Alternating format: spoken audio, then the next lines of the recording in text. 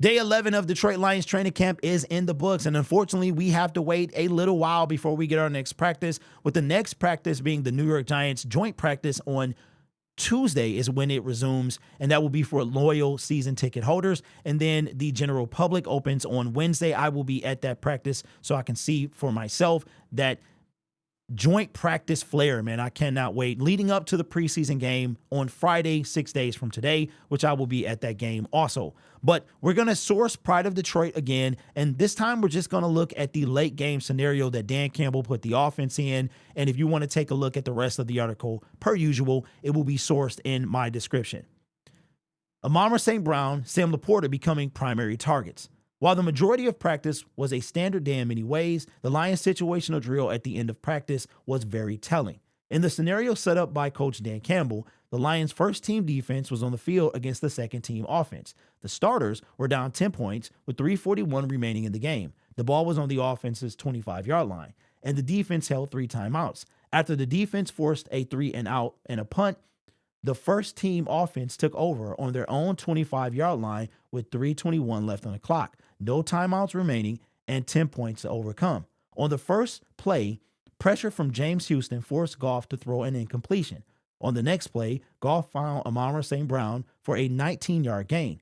The next play saw Goff find Sam Laporta for another first down. Goff to St. Brown again, then back to Laporta for another first down. A pattern was emerging.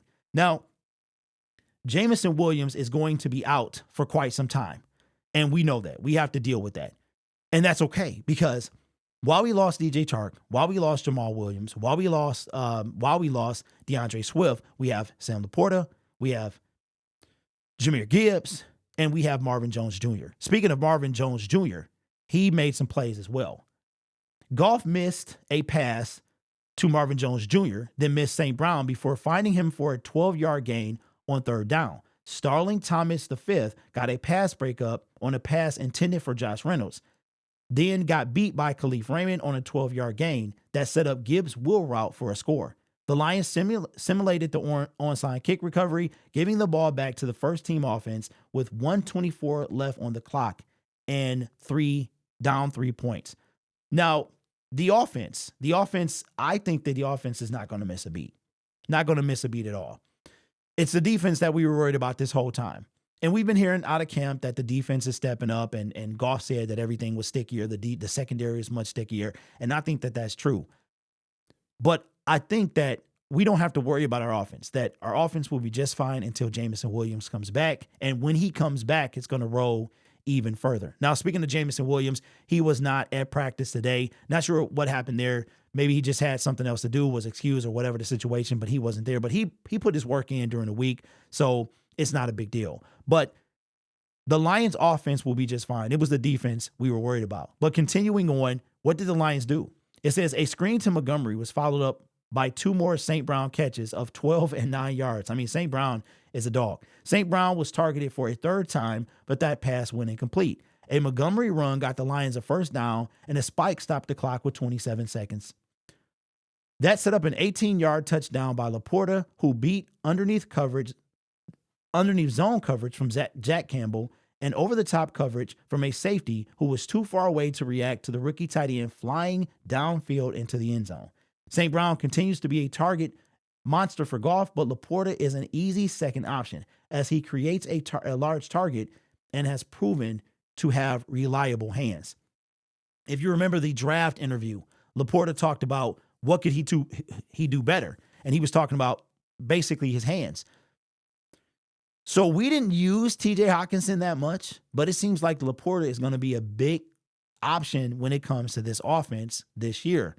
This is going to be intriguing because the Lions, after T.J. Hockenson got traded, we didn't really use the tight end that much. And when we did, it was usually a big play. Remember the Brock Wright go-ahead touchdown in the Jets game on that 4th down and 1 to eventually win us the game, be the play that won us the game.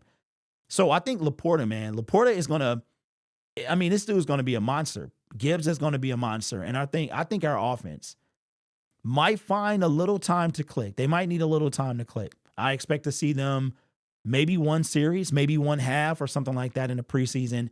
This is going to be intriguing because with Dan Campbell saying that Jamison Williams was going to get a ton of reps in the preseason, does that mean that he's going to be playing with the starters? Now, last year, the starters played one possession, game one. The year before that, they played quite a bit.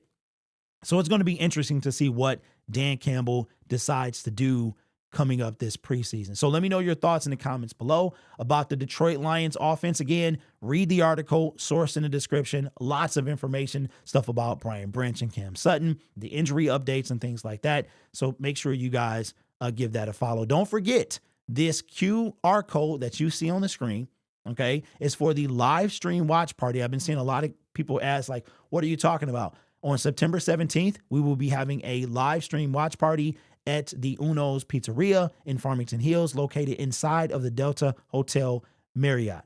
These are, you scan this, if you're watching on your computer or TV, or you have somebody else's phone, you can scan this QR code. It will take you to a link to buy the tickets. That will be happening on, in about what?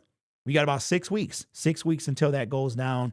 We have 5 weeks until the opener and just 6 days until we see Detroit Lions football. How real is that? Unbelievable. Seemed like it took forever, but then it got here. So let me know what you think in the comments below. Be sure to get your tickets before we sell out. And you guys are awesome. Take care of yourself and each other. And as always, go Lions.